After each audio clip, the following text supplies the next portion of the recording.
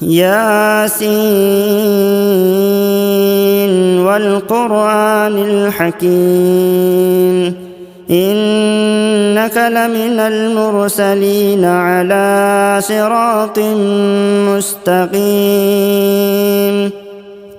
تنزيل العزيز الرحيم لتنذر قوما ما أنذر آباؤهم فهم غافلون لقد حق القول على أكثرهم فهم لا يؤمنون إنا جعلنا في أعناقهم أغلالا فهي إلى الأذقان فهم مقمحون وجعلنا من بين أيديهم سدا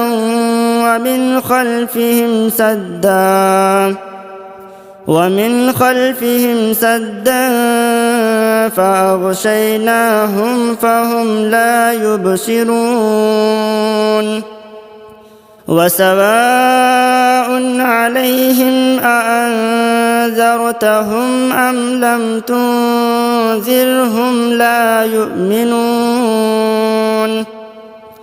إنما تنذر من اتبع الذكر وخشي الرحمن بالغيب فبشره بمغفرة وأجر كريم إنا نحن نحيي الموتى ونكتب ما قدموا وآثارهم وكل شيء أحصيناه في إمام مبين واضرب لهم مثلا أصحاب القرية إذ جاءها المرسلون إذ أرسلنا إليهم 2 فكذبوهما فعززنا بثالث فقالوا إنا إليكم مرسلون قالوا ما أنتم إلا بشر مثلنا وما أنزل الرحمن من شيء إن أنتم إلا تكذبون قالوا ربنا يعلم إنا إليكم لمرسلون وما علينا إلا البلاغ المبين قالوا إنا تطيرنا بكم لئن لم تنتهوا لنرجمنكم وليمسنكم منا عذاب أليم قالوا طائركم معكم أئن ذكرتم بل أنتم قوم مسرفون وجاء من أقصى المدينة رجل يسعى قال يا قوم اتبعوا المرسلين اتبعوا من لا يسألكم أجرا وهم مهتدون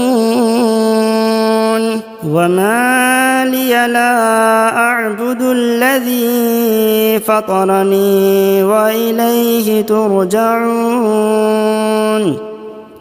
أتخذ من دونه آلهة إن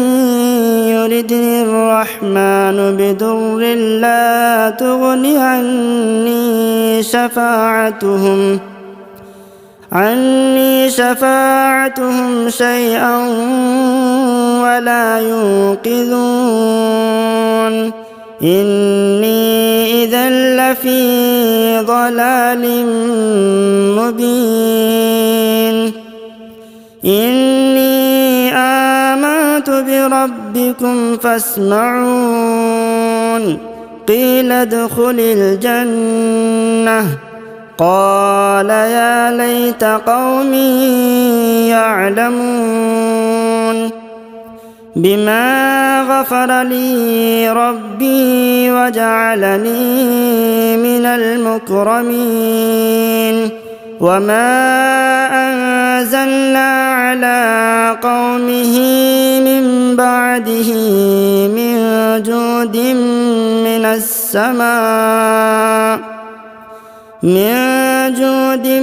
من السماء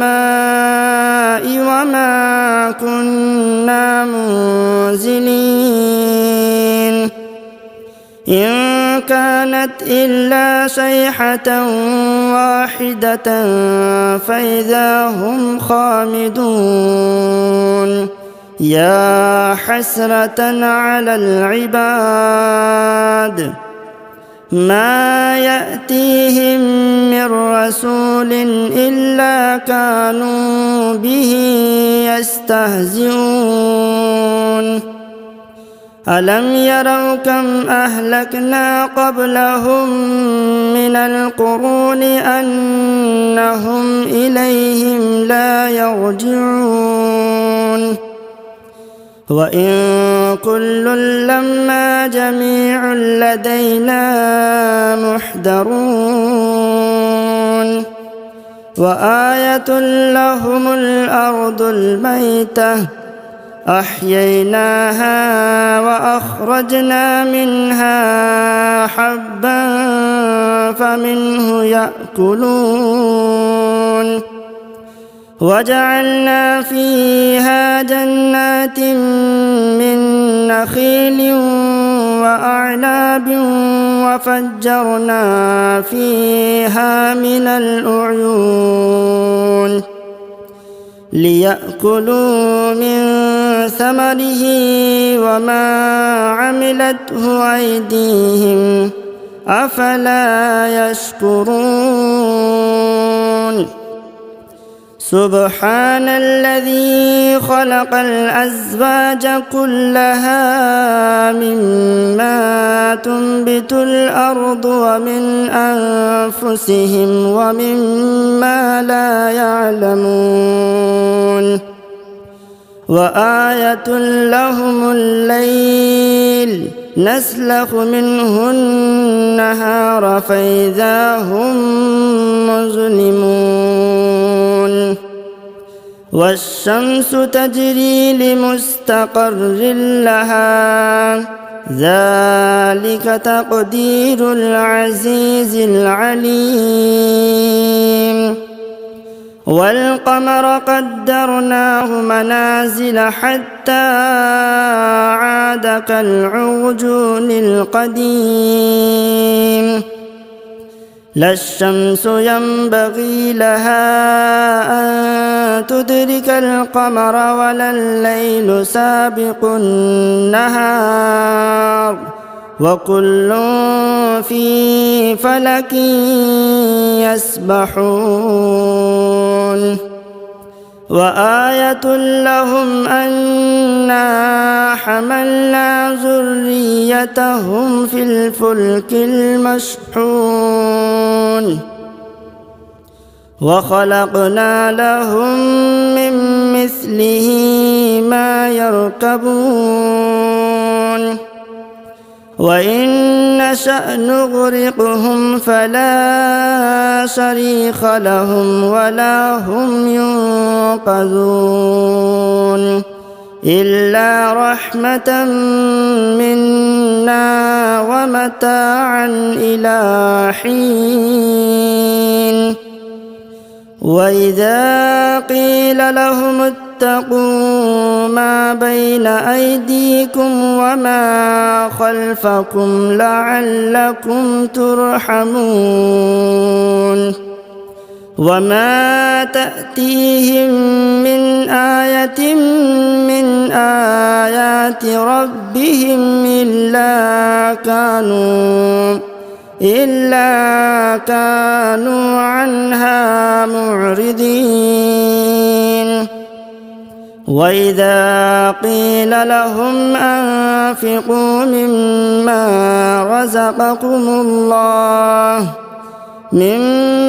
رزقكم الله قال الذين كفروا وللذين آمنوا أنطعم من لو يشاء الله أطعمه إن أنتم إلا في ضلال مبين ويقولون متى هذا الوعد إن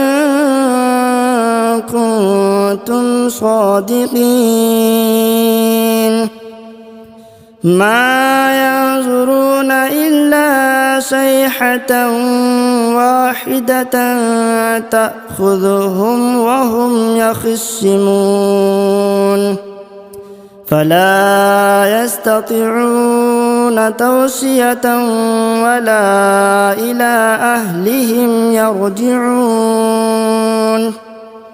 ونفخ في الصور فإذا هم من الأجداث إلى ربهم ينسلون قالوا يا ويلنا من بعثنا من مرقدنا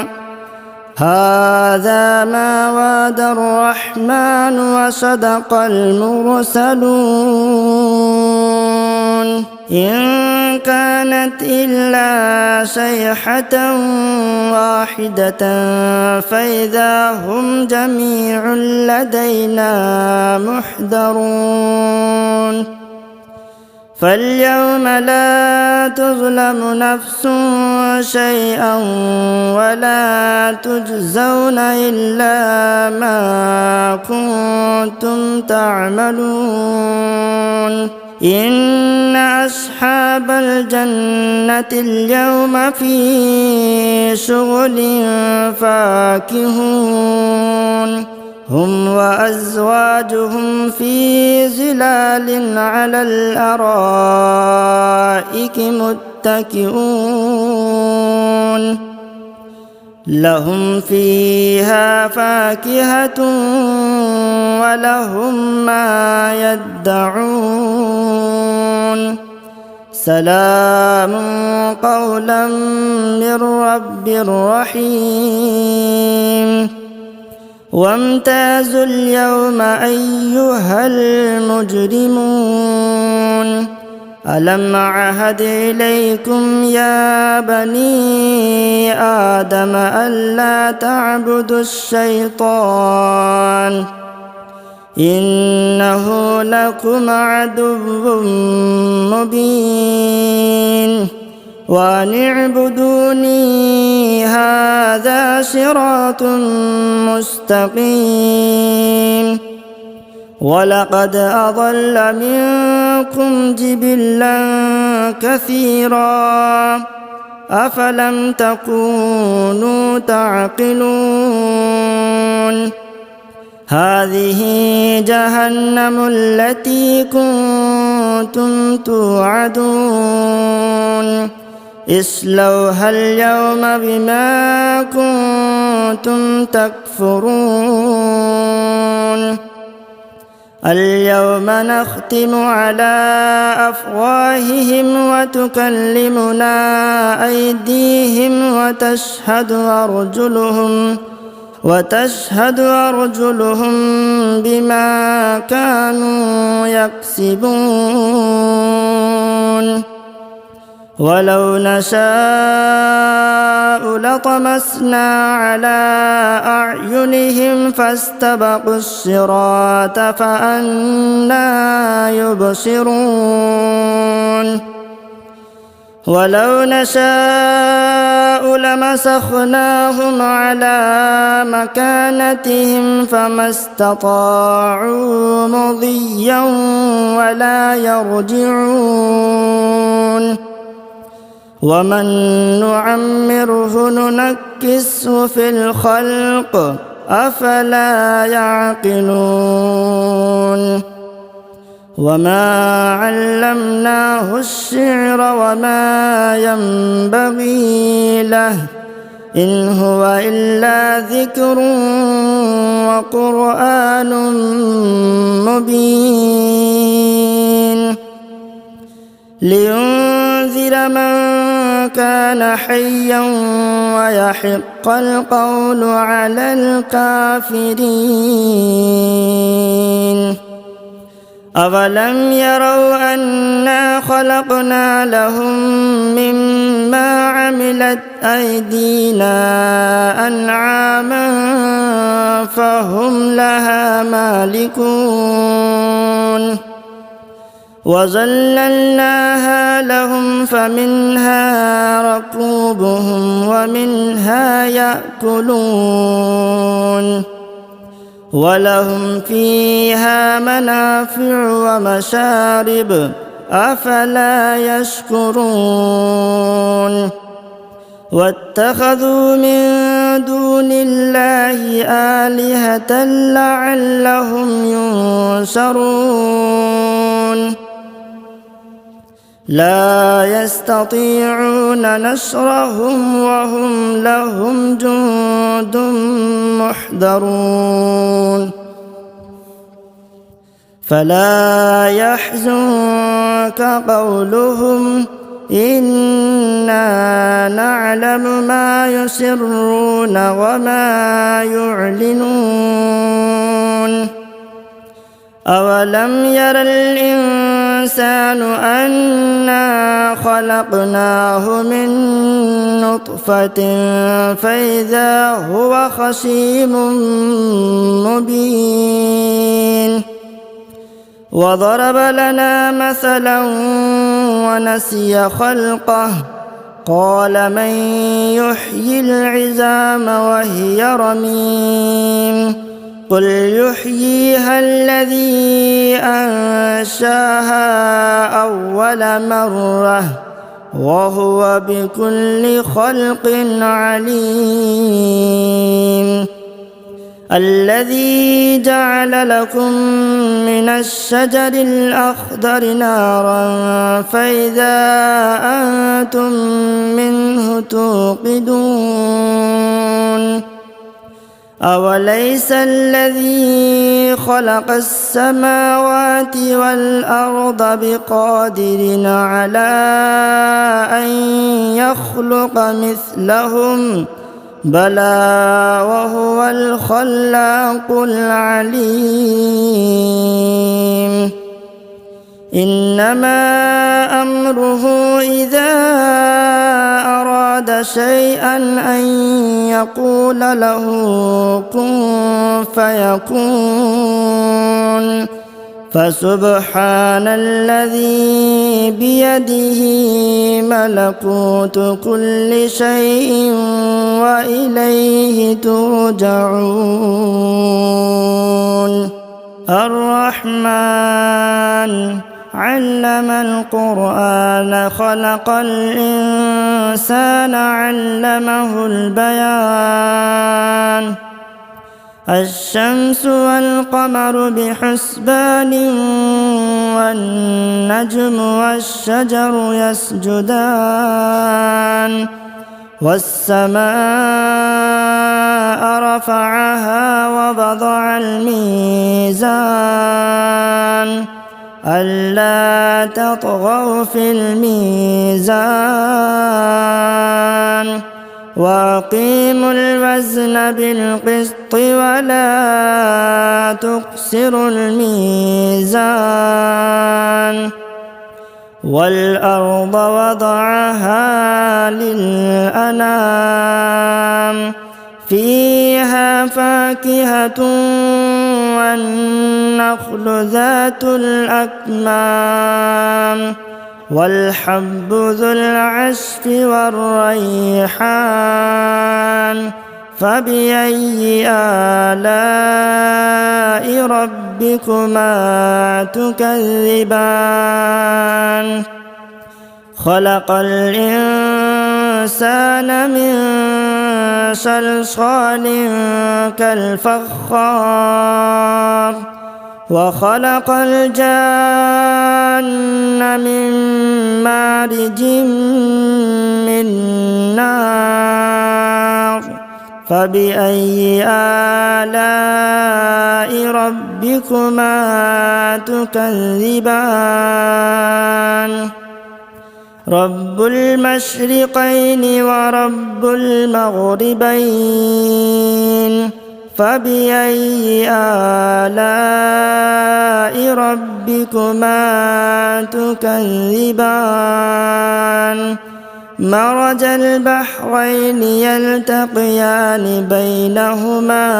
برزخ لا يبغيان فبأي آلاء ربكما تكذبان يخرج منهما اللؤلؤ والمرجان فبأي آلاء ربكما تكذبان وله الجوار المنشآت في البحر كالأعلام فبأي آلاء ربكما تكذبان كل من عليها فان ويبقى وجه ربك ذو الجلال والإكرام فبأي آلاء ربكما تكذبان يسأله من في السماوات والأرض كل يوم هو في شأن فبأي آلاء ربكما تكذبان سنفرغ لكم أيها الثقلان فبأي آلاء ربكما تكذبان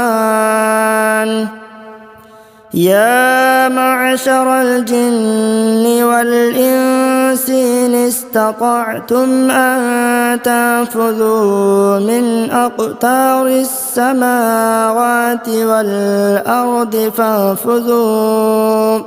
لا تنفذون إلا بسلطان فبأي آلاء ربكما تكذبان يرسل عليكما شواظ من نار ونحاس فلا تنتشران فبأي آلاء ربكما تكذبان فإذا انشقت السماء فكانت وردة كالدهان فبأي آلاء ربكما تكذبان فيومئذ لا يسأل عن ذنبه إنس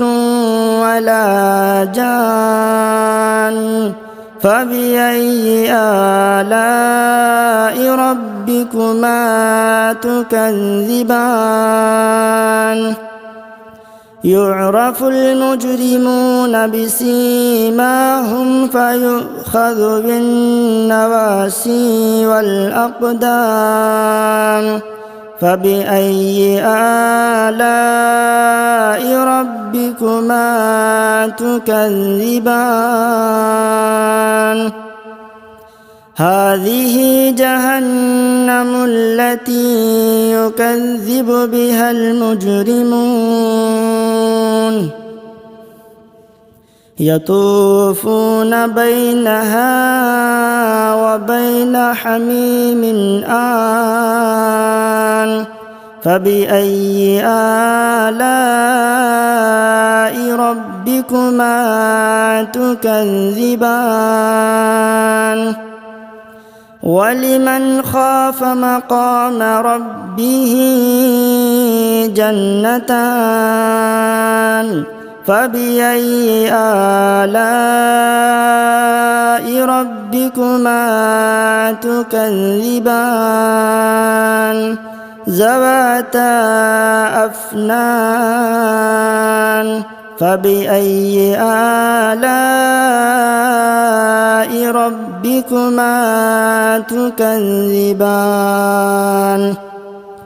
فيهما عينان تجريان فبأي آلاء ربكما تكذبان فيهما من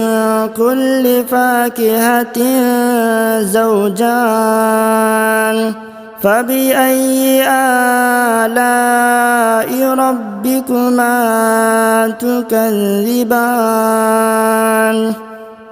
متكئين على فرش بطائنها من استبرق وجنى الجنتين دان فبأي آلاء ربكما تكذبان فيهن قاصرات الطرف لم يطمثهن إنس قبلهم ولا جان فبأي آلاء ربكما تكذبان كأنهن الياقوت والمرجان فبأي آلاء ربكما تكذبان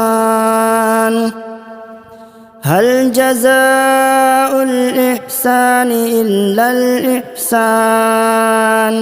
فبأي آلاء ربكما تكذبان ومن دونهما جنتان فبأي آلاء ربكما تكذبان مدهامتان فبأي آلاء ربكما تكذبان فيهما عينان نضاختان فبأي آلاء ربكما تكذبان فيهما فاكهة ونخل ورمان فبأي آلاء ربكما تكذبان فيهن خيرات حسان فبأي آلاء ربكما تكذبان حور مقصورات في القيام فبأي آلاء ربكما تكذبان لم يطمثهن إنس إنس قبلهم ولا جان فبأي آلاء ربكما تكذبان متكئين على رفرف خضر وعبقري حسان فبأي آلاء ربكما تكذبان تبارك اسم ربك ذي الجلال والإكرام.